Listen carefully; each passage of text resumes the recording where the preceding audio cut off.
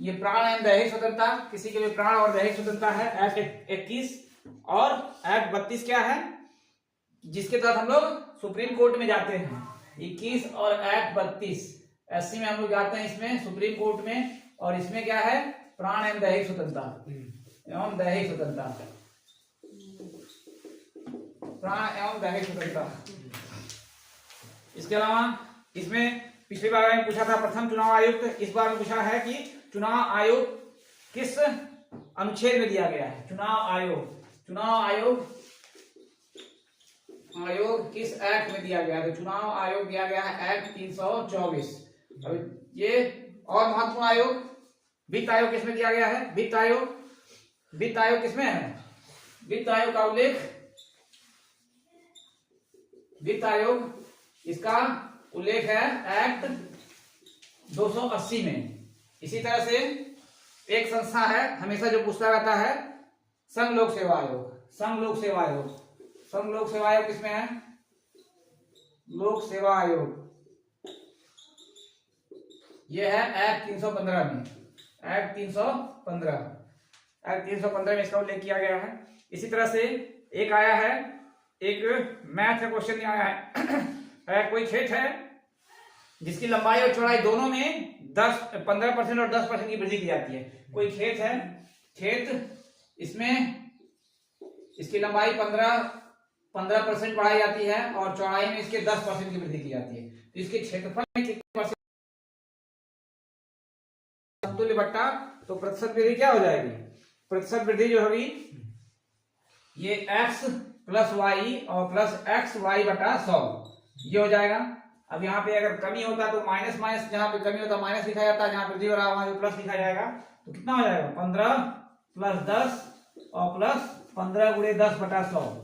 ठीक है, तो यहाँ पे 0 0 कट गया, 5 गुना और 5 से काटेंगे तो 5 से 5 दिया कितना हो जाएगा, 25 3 28, 15 10 28 बटा 2, 28 बटा 2 हो जाएगा, मतलब 14%। नहीं 14 कैसे है, 15 10 25 और ये यहाँ से 0 कट गया ना, 1 0, 5 गुना 5 दिया कितना हो गया, 3 बटा 2 हो जाएगा। यानी 15 10 25 और 25 में 26.5% की वृद्धि हो जाएगी, 26.5% की वृद्धि हो जाएगी। ठीक है, 26.5% की वृद्धि। इसके बाद फिर एक क्वेश्चन पूछा है, ये पूछा है x square minus 8 upon y square minus 9। ठीक है, y square minus 9 equal to ये दिया है 3/4। ठीक है, 3/4 ये दिया है। अब इसमें ये x और y के बीच अनुपात पूछा है, तो कितना हो जाएगा, x और y के बीच अनुपात पूछा है। तो यहाँ पे अगर इसको तोड़ेंगे, छोटा कर देंगे तो क्या हो जाएगा, एक इसको 8 नहीं होगा, कुछ और होगा, या फिर ऐसे तिरछा गुणा कर देंगे, यहाँ पे ऐसे तिरछा गुणा करके निकालेंगे यहाँ पे, तो कितना हो जाएगा 4x स्क्वायर और माइनस कुछ और होगा, थोड़ा सा मिसिंग है यहाँ पे, या तो यहाँ पे क्या होगा, थोड़ा सा बताने में गलती किया है इसने, यहाँ पे 3 का है, यहाँ पे 4 का, या तो 16 होगा। ठीक है, या तो 16 होगा या तो कुछ और होगा, इसका इस तरह से करके निकाला जाएगा। थोड़ा कहीं दिक्कत आ रहा है इसमें, क्वेश्चन से नहीं पाएगा। इसके बाद एक पूछा है जो आकाश में, हिंदी में पूछा, जो आकाश में विचरण करने वाला है ये कौन होगा। आकाश में विचरण कौन करता है, तो पक्षी वगैरह करते हैं। पक्षी तो जो बताया बच्चे ने वो खेचर क्या है, पक्षी के पर्यायवाची है ना, खेचर ये क्या है, आकाश में विचरण करने वाले हो जाएंगे खेचर। इसके अलावा एक क्वेश्चन आया है ये पीली क्रांति सुबह वाले पेपर में आया था, इसमें नीली क्रांति पूछा है। नीली क्रांति तो नीली क्रांति जैसा ही पेपर में होगा, तो इसमें अगर क्या है, किससे है, मत्स्य से, और भी है नीली क्रांति होगा, लेकिन यहाँ पे मत्स्य से। फिर इसके बाद एक आया है दूध वाला, क्यों ये स्लो हो गया ना, तो दूध वाला पूछ रहा है। दूध वाले में कौन सा, ये पूछा है दूध वाला में कौन सा शब्द है, ठीक है। तो बनावट के आधार पे कौन सा शब्द है या रचना के आधार पे कौन सा शब्द है। तो रचना के आधार पे शब्द 3 प्रकार के होते हैं। कौन कौन से? रूढ़, यौगिक और योग रूढ़ ये होते हैं। तो इसमें क्या हो जाएगा, रूढ़ इसको तोड़ा ना जा सके। यौगिक का मतलब जो दो शब्दों से मिलके बनते हैं, ठीक है, जो पर्यायवाची वाले शब्द होते हैं, जैसे विद्याधरालय और जैसे नदीश वगैरह, जितने भी शब्द हैं जो पर्यायवाची से हैं, जिसको संधि वाले शब्द हो जाएंगे। तो इसमें दूध वाला क्या हो जाएगा, दूध वाला टूट जाएगा, दूध बेचने वाला, तो ये यौगिक शब्द हो जाएगा। योग ऋण वाला जो होता है वो क्या होता है, जो तीसरा अर्थ देता है, जो बहुब्री समास वाले होते हैं, वो योग ऋण वाले हो जाएंगे। इसके बाद एक क्वेश्चन पूछा है, देखिए आरबीआई की कौन सी मौद्रिक नीति, आरबीआई की मौद्रिक नीति में कौन शामिल नहीं है, आरबीआई की मौद्रिक नीति में कौन शामिल नहीं है, ठीक है। तो अभी कुछ दिन पहले क्लास में बताए थे आरबीआई की मौद्रिक नीति में क्या क्या शामिल होता है। आरबीआई की मौद्रिक नीति, तो इसमें मेन है बैंक दर, इसके अलावा सीआरआर क्या होता है, एसएलआर, सीआरआर क्या होता है, रेपो दर, ये सब क्या है, ये सब आरबीआई की मौद्रिक नीति में शामिल हैं। और ये पूछा है कौन से शामिल नहीं है, ठीक है। तो कौन सा शामिल नहीं है, जो भी ऑप्शन में रहा हो, इस तरह का पूरा डिटेल में नहीं बताया। ये सब आरबीआई की मौद्रिक नीति। बैंक दर क्या होता है, बैंक दर इसमें आरबीआई क्या करती है, बैंकों को ऋण देती है, ठीक है। सीआरआर क्या होता है, कैश रिजर्व रेशियो, मतलब आरबीआई क्या कहती है, जो वाणिज्यिक बैंक हैं उनको अपने कुल जमा पूंजी का कुछ हिस्सा, जनरली इसमें 4% के आसपास है, 4% अपने पास रखना है, ठीक है। एसएलआर क्या होता है, एसएलआर तरलता अनुपात है ये। इसमें ये क्या होता है कि आरबीआई बैंकों की कुल जमा पूंजी का कुछ % हिस्सा अपने पास रिजर्व रख लेती है, ठीक है। सांविधिक तरलता अनुपात इसको बोला जाता है। तो ये लगभग 19% के आसपास है। मतलब अगर 100 रुपया किसी बैंक का कुल पूंजी जमा पूंजी है, तो उसमें से 19 रुपया क्या करना पड़ेगा, आरबीआई ले जाके जमा करना पड़ेगा। इसके अलावा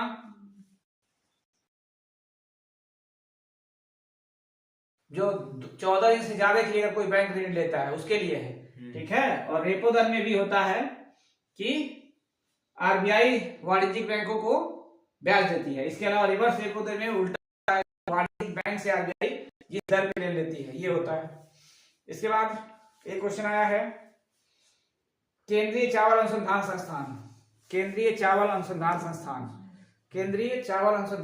कहाँ है, ये केंद्रीय चावल अनुसंधान संस्थान,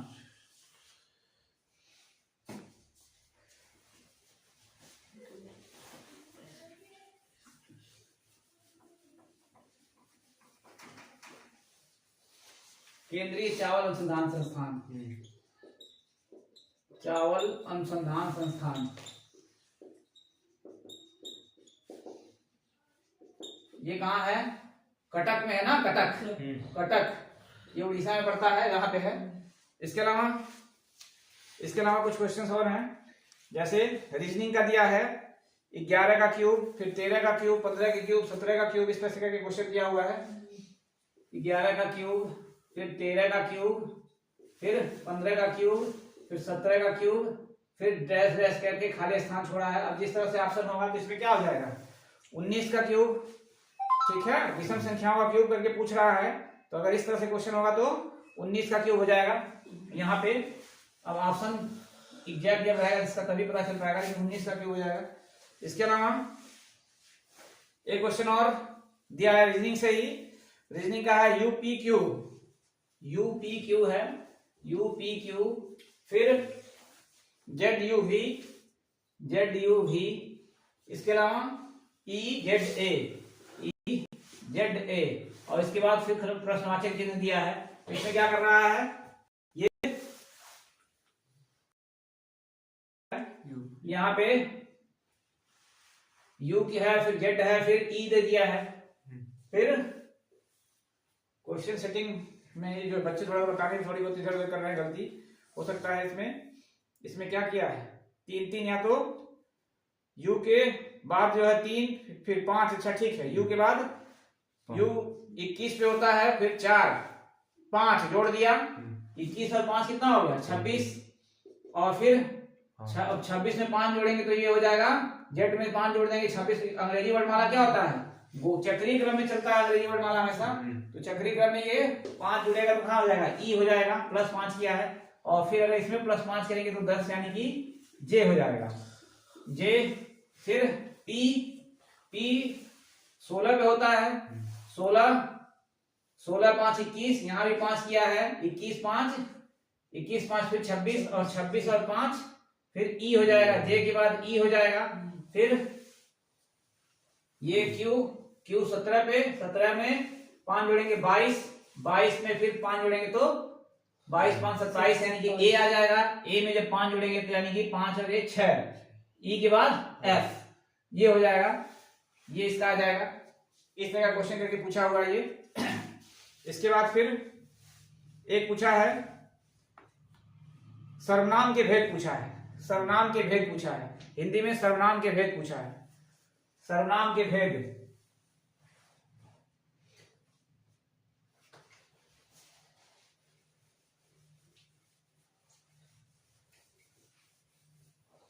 तो इसमें सर्वनाम के भेद कितने होते हैं,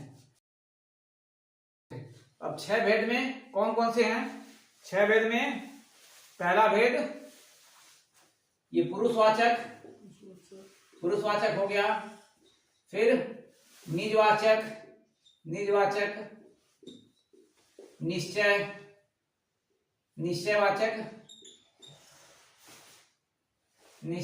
निश्चयवाचक हो गया, फिर अनिश्चयवाचक और संबंधवाचक, और एक होता है प्रश्नवाचक। तो सर्वनाम के कुल ये पूछा है कुल कितने भेद होते हैं, बताया बच्चे ने कुल कितने भेद होते हैं, ये पूछा है तो कुल 6 भेद होते हैं, ठीक है।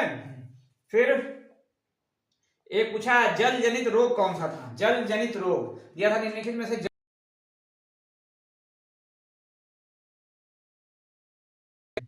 फिर एक क्वेश्चन पूछा है मुद्रा राक्षस के लेखक पूछा है, मुद्रा राक्षस कई बार परीक्षाओं में आ चुका है, कई बार बताया जा चुका है, विशाखा दत्त। मुद्रा राक्षस ये विशाखा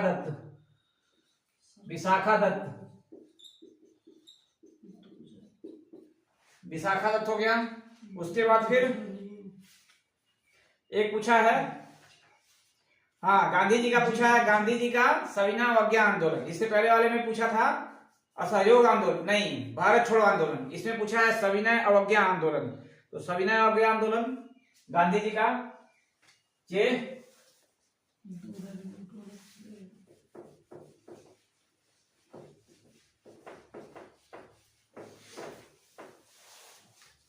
सविनय अवज्ञा आंदोलन,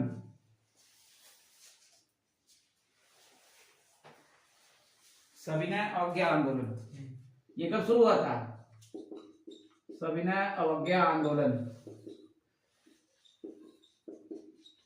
ये 1930-31 में, ठीक है। 1930 में गांधी जी ने वही नमक कानून तोड़ा था, और नमक कानून तोड़ के फिर ये क्या किया, दांडी से साबरमती यात्रा किए थे, और वहीं पे सविनय अवज्ञा आंदोलन की शुरुआत हुई थी। फिर इसको समाप्त करने के लिए क्या है, कौन सा समझौता हुआ था, गांधी इरविन समझौता, ठीक है, गांधी इरविन समझौता।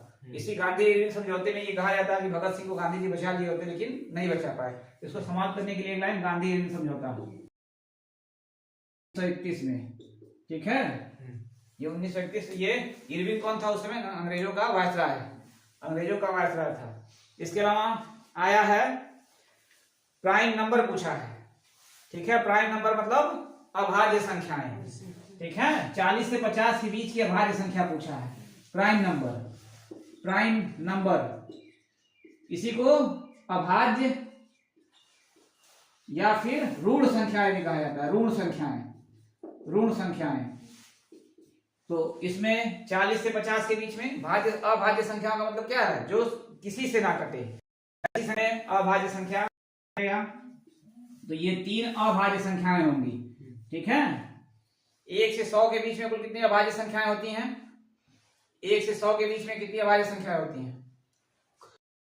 बीच में कुल टोटल 1 से 100 के बीच में कुल 25 अभाज्य संख्याएं होती हैं। ठीक है। सबसे छोटी अभाज्य संख्या कौन सी होती है? सबसे छोटी अभाज्य संख्या 2 है। ठीक है। सबसे छोटी अभाज्य संख्या ये 2। एक क्या है? एक ना तो भाज्य संख्या है ना तो अभाज्य संख्या है। ठीक है। एक ना तो भाज्य संख्या मानी जाती है ना अभाज्य संख्या मानी जाती है। इसके अलावा और क्वेश्चन जो है और पूछा है ये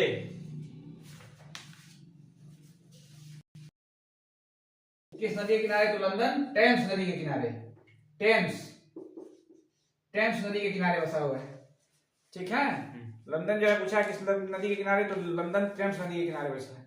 इसके अलावा फीफा वर्ल्ड कप का उप विजेता पूछा है। बच्चों ने बताया उप विजेता कौन है? तो फीफा वर्ल्ड कप अभी पूछे, इससे पहले वाली क्लास में क्या बताए थे?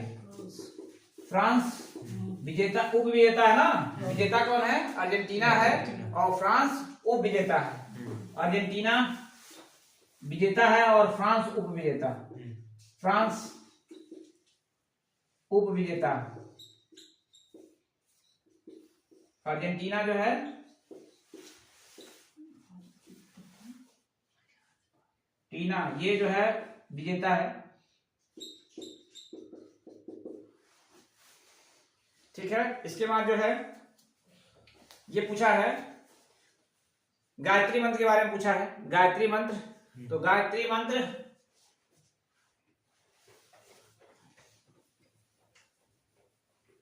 कहां से लिया गया था? किस वेद से लिया गया गायत्री मंत्र? गायत्री मंत्र जो है ऋग्वेद से लिया गया है। ऋग्वेद। ठीक है। किस देवता को समर्पित है गायत्री मंत्र? सोम देवता को। ठीक है। सोम देवता।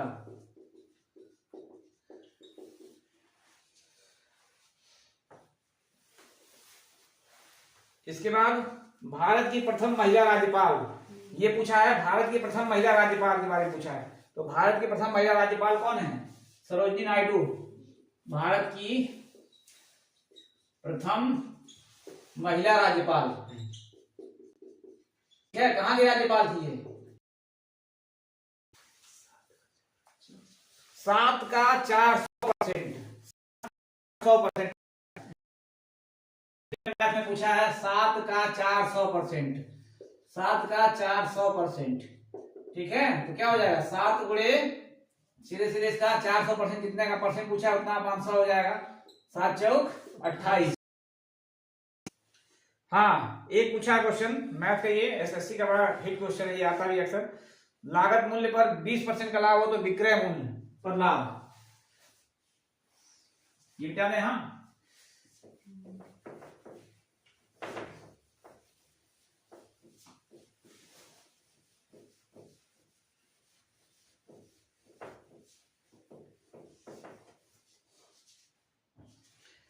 पूछा है लागत मूल्य इस पे अगर 20% का लाभ हो रहा है तो विक्रय मूल्य पर लाभ प्रतिशत कितना होगा? विक्रय मूल्य पर लाभ प्रतिशत ये पूछा है। ठीक है। लागत मूल्य पे 20% का मतलब अगर लागत मूल्य या क्रय मूल्य उसी को कहा जाता है। क्रय मूल्य अगर मान लें क्रय मूल्य तो लाभ 20% का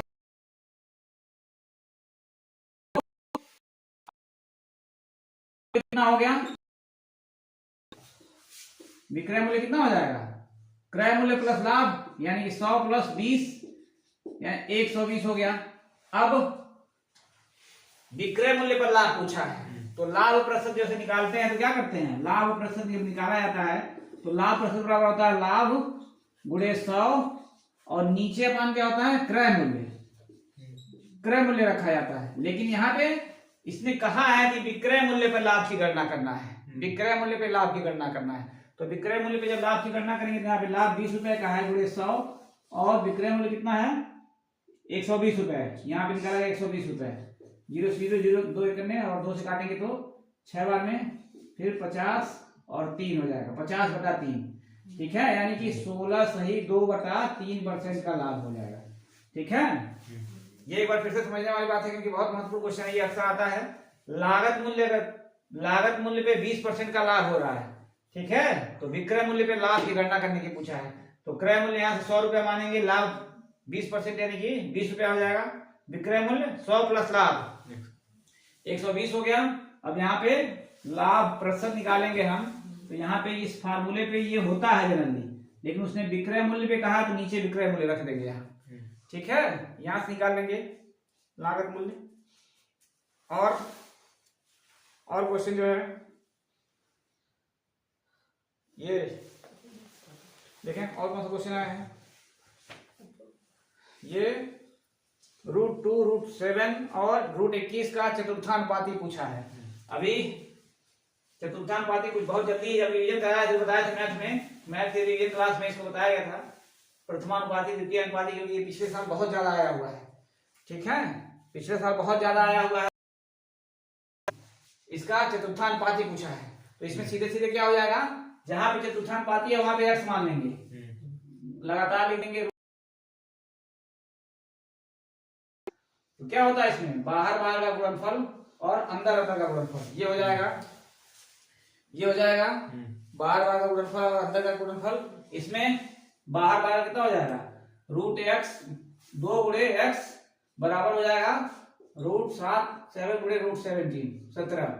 ठीक है, x बराबर क्या हो जाएगा, ये दोनों जब गुणा है तो क्या हो जाएगा, 17 7 119, दोनों अभाज्य संख्याएं हैं तो 119 हो गया, और अपान √2। तो ये सब कोई इसका वर्गमूल नहीं कर पाएगा, तो सब क्या हो जाएगा, सब रूट में हो जाएंगे, 119/2, ये x का मान हो जाएगा। जहां पे प्रथमानुपाती द्वितीयानुपाती जल्दी वाले क्लास में बताया गया है, तो जब भी जैसा पूछेगा तो ये तुरंत सीधे सीधे क्या हो जाएगा, बाहर बाहर का गुणा कर लेंगे और अंदर अंदर का गुणा कर लेंगे, ये हो जाएगा। एक पूछा है कि क्लास में जो है, किसी क्लास में 70% लड़के हैं और 270 लड़कियां हैं, तो टोटल स्टूडेंट या विद्यार्थियों की संख्या कितनी होगी। ठीक है, टोटल विद्यार्थियों की संख्या कितनी होगी।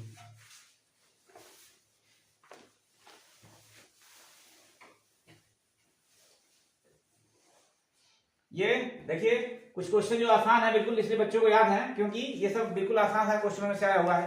अब जब 70% लड़के हैं, लड़के दिया हुआ है, और लड़कियों की संख्या दिया है, परसेंटेज नहीं दिया, लड़कियों की संख्या 270 दे दिया इसने। ठीक है, तो टोटल विद्यार्थियों की संख्या पूछा है, विद्यार्थियों की संख्या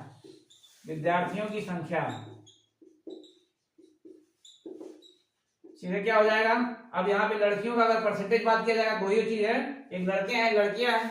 लड़के अगर 70% है तो लड़कियों का परसेंटेज कितना होगा,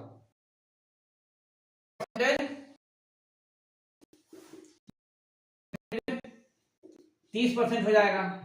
ठीक, अब यहां से एक चीज हमको मिल गया, 30% बराबर 270, 30% बराबर 270। तो टोटल विद्यार्थी अगर केवल लड़के पूछता तो 70% निकाल देते, टोटल विद्यार्थी होंगे कुल 100%। 100% पे निकालेंगे, 100% बराबर क्या होगा, 100 गुणे 200 कट जाएगा, यहाँ हो जाएगी। ठीक है, इसके बाद जो है कुछ क्वेश्चंस और हैं, जैसे यहां पे दिया है एक 33 47 44 33 37 44 58 56 33 47 47 44 फिर 58 56, फिर दिया है प्रश्नवाचक चिन्ह, फिर 69, प्रश्नवाचक चिन्ह दिया है, फिर 69 दिया है, 69। अब इसमें 33 फिर 44 और ये दो से एक साथ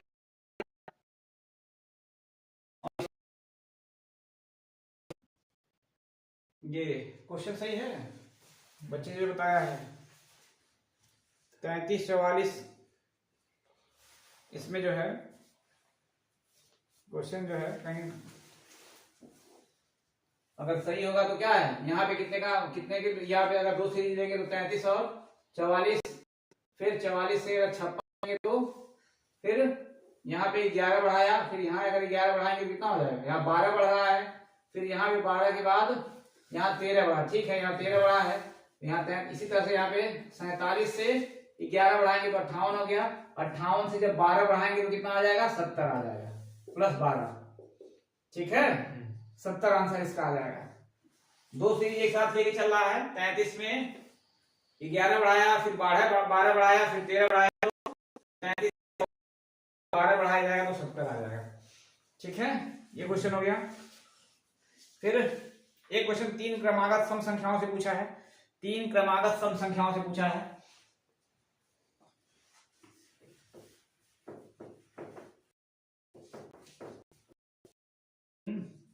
क्रमागत सम संख्याएं, अब इसमें इनका टोटल योग दिया हुआ है, अब एग्जैक्ट नहीं बताया बच्चे ने कितना दिया है। अगर मान लीजिए कोई भी योग देता है, ये बस बताया था कि एक संख्या इसमें से पूछा है 3 क्रमागत संख्याओं में से, तो अब मान लीजिए कोई भी संख्या इनका योग जो है 54 हो, तो अब पूछे पहली संख्या, दूसरी संख्या, तीसरी संख्या, कोई भी संख्या पूछेगा तो क्या हो जाएगा, यहाँ पे कोई भी संख्या अगर क्रमागत सम संख्या है तो पहली संख्या अगर x मानेंगे तो दूसरी संख्या क्या हो जाएगी x + 2 और तीसरी x + 4, क्योंकि दो के अंतर पे होती है। अब सबको x + 2 + x + 4 बराबर हो जाएगा आपका 54, यहाँ पे 3x और प्लस 6 बराबर 54, 3x बराबर कितना हो जाएगा, 6 निकल जाएगा तो 48, x बराबर 12 नहीं 16 हो जाएगा। अब कोई भी संख्या पूछे, पहली संख्या पूछेगा तो 16 हो जाएगा, दूसरी पूछेगा 16 तो 18 हो जाएगा, तीसरी पूछेगा तो 16 4 20 हो जाएगा। इसके बारे में पूछा है। एक क्वेश्चन आया है, ये जो है अनुपात समानुपात का क्वेश्चन है, 14:20 दिया है, 14:20।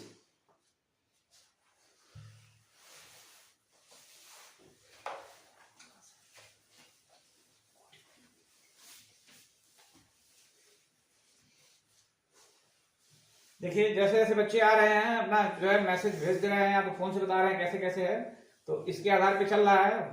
अभी क्वेश्चन जो है अभी कुछ बताए हैं बच्चे कि दिशा परीक्षण से पूछा है, रक्त संबंध से पूछा है, दिशा परीक्षण से पूछा है, इसके अलावा रक्त संबंध से पूछा है। रक्त संबंध वाले में पहली वाली पारी में बताए थे बच्चे, अच्छा ठीक ठाक क्वेश्चन आया था, इसमें भी है, इसमें वाले में भी आया था शाकाहारी बाघ और भेड़िया, इसमें बताना है शाकाहारी बाघ और भेड़िया, ठीक है। इसमें कौन सा वेनारेख होगा, तो इसमें भेड़िया और बाघ दोनों मांसाहारी होते हैं और बाघ और भेड़िया भी मांसाहारी जानवर हैं, तो इसका कुछ तो है नहीं, तो सब अलग अलग हो जाएगा, शाकाहारी अलग हो जाएगा, भेड़िया अलग हो जाएगा और बाघ अलग हो जाएगा। ये इसका वेन डायग्राम बनेगा, ठीक है, ये इसका वेन डायग्राम बनेगा। इसके बाद फिर ये कौन सा क्वेश्चन है, ये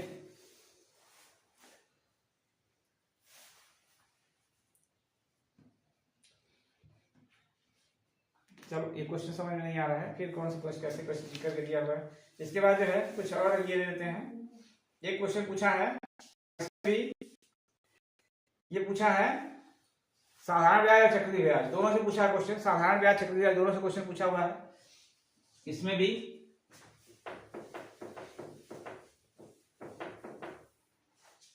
दो तीन क्वेश्चन बताया बच्चों ने पूछा है।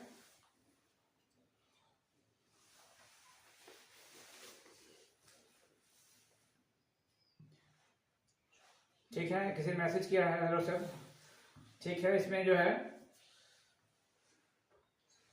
आपका पेपर कब है,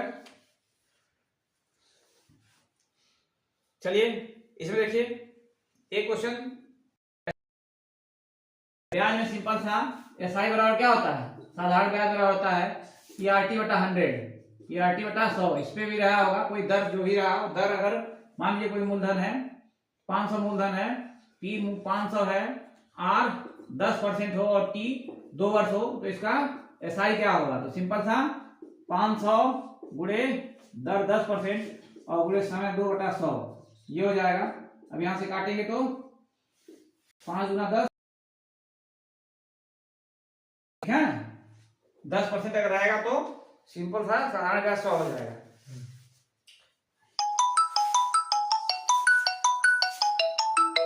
सत्ताईस तारीख को आपका पेपर, ठीक है, तब तक देखिए डेली पेपर में कुछ भेजा जाएगा कैसे, देखिए। इसके बाद एक क्वेश्चन जो आया है वो ये काम बताया बच्चों ने कि काम छोड़ने वाले पे आया था, काम समय 4 समय में काम छोड़ने वाले पे आया है। तो काम छोड़ने वाले पे देख लीजिए, जैसे काम छोड़ने वाला क्वेश्चन जो है, काम छोड़ने वाले पे, तो काम छोड़ना 2 तरह से होता है।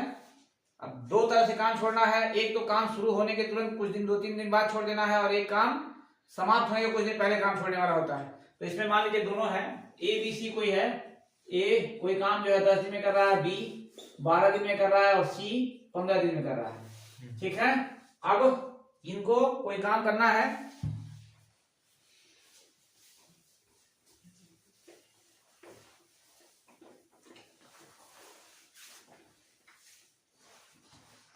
देखिए इनको कोई काम करना है 10, 12, 15, अगर तीनों एक साथ काम पे लग जाए, तीनों एक साथ काम पे लग जाए तो ऐसे निकाल दिया जाता है इसका, ए बराबर 10, बी बराबर 12 और सी बराबर 15। अगर इस तरह से कोई क्वेश्चन है तो तीनों को मिलकर कुल कितना भाग काम करना होगा ये निकाल लिया जाता है। तो एलसीएम इसका निकालते ही ये मालूम हो जाएगा कितना भाग काम करना है, तो 60 एलसीएम हुआ।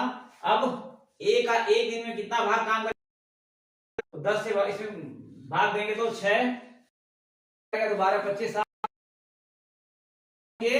अगर मान लीजिए काम तीनों ने मिलकर शुरू किया और 2 दिन बाद ए ने काम छोड़ दिया, ठीक है, तो काम कितने दिन तक चलेगा, तो 2 दिन तक तो तीनों साथ में काम करेंगे ना, तो 6, 5, 11, 4, 15, 15 दूना 30 काम जो है 2 दिन में खत्म हो गया।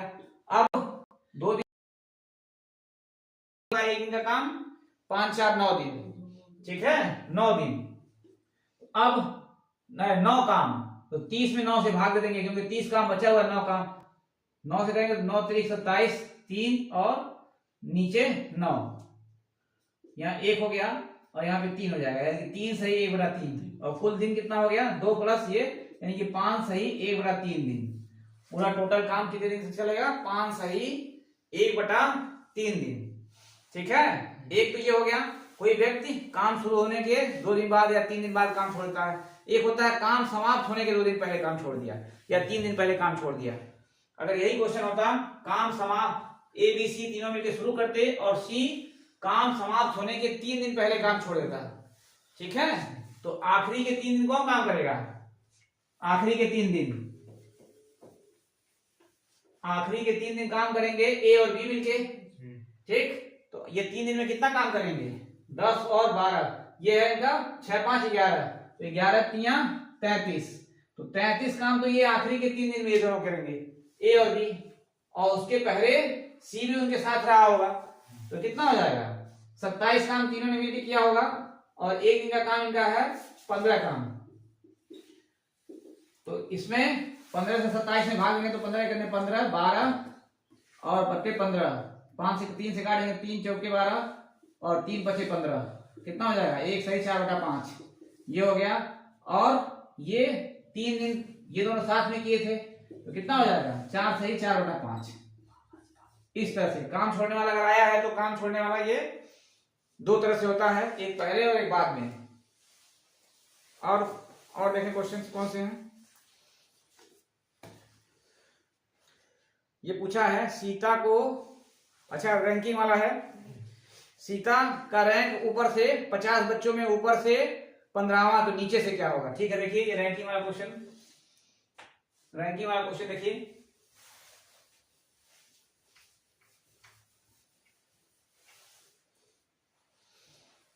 सीता का अगर ऊपर से कोई 50 बच्चों की कोई पंक्ति है, ये 50 बच्चे हैं इसमें, ठीक है, 50 बच्चे। अब इसमें सीता अगर ऊपर से 15वें स्थान पे है तो नीचे से चौथे स्थान पे होगी। तो सीधे क्या करना है, ऊपर से पूरे टोटल में से सीता का जितना है ऊपर से स्थान उसको घटा देंगे। टोटल में से 50 में से 15 घटाएंगे, कितना हो जाएगा, 35, ठीक है। अब लेकिन ये है कि जब 50 से 15 घटा रहे हैं तो खुद सीता का भी स्थान घट गया ना। इसमें बस एक छोटा सा चीज ध्यान देना होता है कि जो उसका स्थान घटा रहे हैं तो एक बढ़ा देना है, और या तो एक कम हटाइए, उसके स्थान से एक नीचे वाला स्थान घटाइए। 14 घटाएंगे तो कितना आएगा, 50 में 14 घटाएंगे तो 36 आ जाएगा। या सीता इसमें 15 घटाएं तो एक प्लस कर दीजिए, 36 हो जाएगा, ठीक है। अब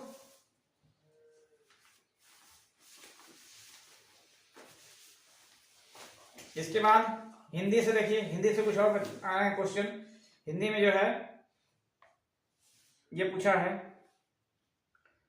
ये दू द्वारा बताया ही, इसमें परिपत्र के बारे में पूछा है, ठीक है। परिपत्र के बारे में पूछा है हिंदी में, परिपत्र, सूचना वगैरह ये सब अधिसूचना। तो हिंदी में थोड़ा सा देख लीजिए जल्दी से।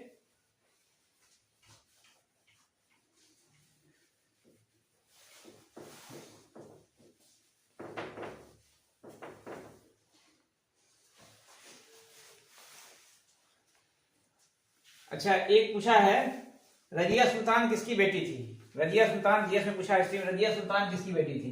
तो रजिया सुल्तान इल्तुतमिश की बेटी थी, इल्तुतमिश, ठीक है। इल्तुतमिश ये क्या है, गुलाम वंश का शासक था, गुलाम वंश,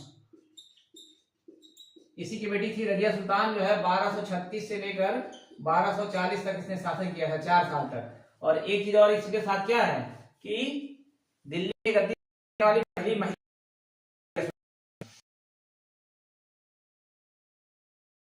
हिंदी में थोड़ा पूछा है बढ़िया, ये परिपत्र के बारे में। एग्जैक्ट क्वेश्चन तो बच्चे ने नहीं बताया क्या है, लेकिन ये पूछा था, बताया कि परिपत्र के बारे में पूछा है। तो परिपत्र क्या होता है, परिपत्र जो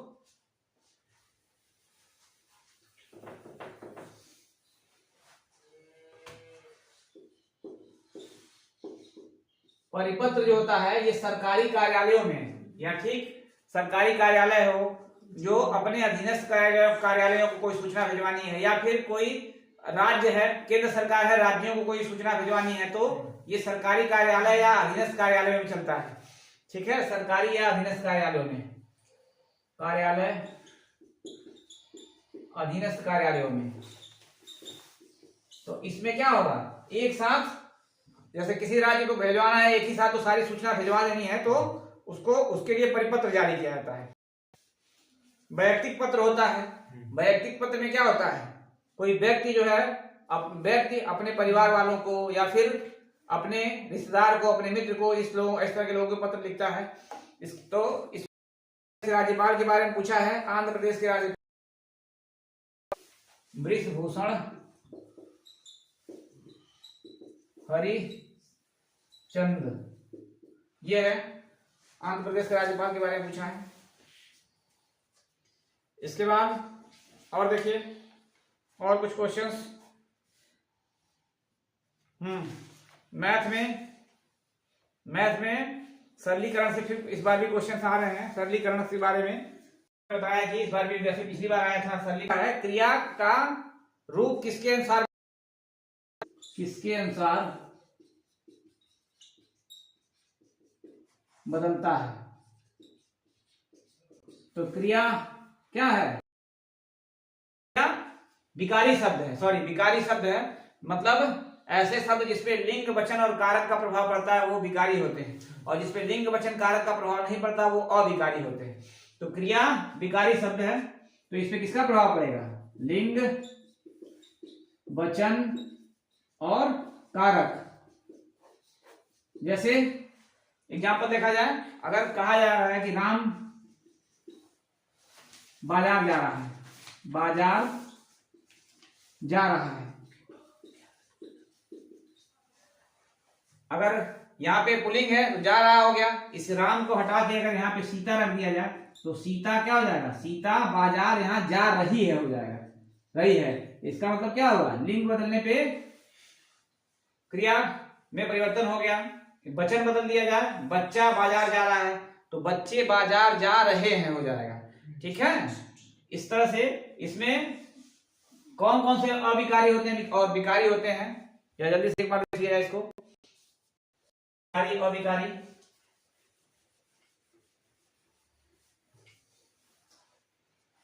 विकारी और अविकारी। तो विकारी और अविकारी, विकारी में कौन कौन से आते हैं? संज्ञा आती है, संज्ञा। इन सबों में किस क्या होता है? विकारी का मतलब इनमें परिवर्तन हो जाता है। विकारी का मतलब क्या होता है? परिवर्तन हो जाता है, परिवर्तन, परिवर्तन। ठीक है, और अविकारी का मतलब परिवर्तन नहीं, परिवर्तन नहीं। ये कौन कौन से होते हैं? ये भी 4 होते हैं। एक होता है क्रिया विशेषण, क्रिया विशेषण। एक होता है संबंध बोधक, संबंध बोधक। एक समुच्चय बोधक, एक होता है विस्मयादि बोधक, विस्मयादि बोधक। इसमें ये 4 अविकारी और 4 विकारी, जिसपे लिंग वचन कारक का प्रभाव पड़ेगा वो अविकारी, और विकारी हो जाएगा, जिसपे नहीं पड़ेगा वो अविकारी हो जाएगा। ठीक है, इसके अलावा प्रथम संविधान संशोधन कब हुआ? हाँ देखिए, प्रथम संविधान संशोधन कब हुआ था? तो प्रथम संविधान संशोधन 1951 में ही हो गया था, पहला संविधान संशोधन, प्रथम संविधान। इसके अलावा जो है सोन नदी कहाँ से निकलती है? तो सोन नदी अमरकंटक की पहाड़ी से निकलती है। सोन नदी कहाँ से निकलती है? तो अमरकंटक की पहाड़ी, मध्य प्रदेश में पड़ता है ना, अमरकंटक की पहाड़ी से निकलती है, अमरकंटक की पहाड़ी से निकलती है। इसके अलावा फीफा का मुख्यालय पूछा है। फीफा, देखिए फीफा वर्ल्ड कप हुआ है, 2 क्वेश्चन पूछ चुका। तो इस फीफा का मुख्यालय, तो ये फीफा का मुख्यालय जो है ये कहाँ पे है? तो स्विट्जरलैंड में है। ज्यूरिख जगह का नाम है, पर्टिकुलर जगह ज्यूरिख, ज्यूरिख, ज्यूरिख, और ये है स्विट्जरलैंड में। विजेता विजेता फिर से याद रखिए, अर्जेंटीना विजेता है और विजेता कौन है? फ्रांस। ठीक है, और सबसे ज्यादा गोल किसने मारा था? एम्बापे ने, 8 गोल। ठीक है, उसी को गोल्डन बॉल का पुरस्कार, गोल्डन बूट का पुरस्कार दिया गया था। गोल्डन बॉल मतलब player of the tournament, Lionel Messi को 7 गोल। चलिए, ये सब अभी तक के क्वेश्चंस थे। और इसके बाद जो है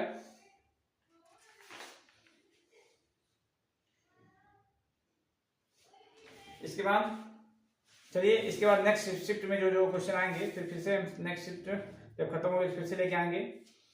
तब तक के लिए जो है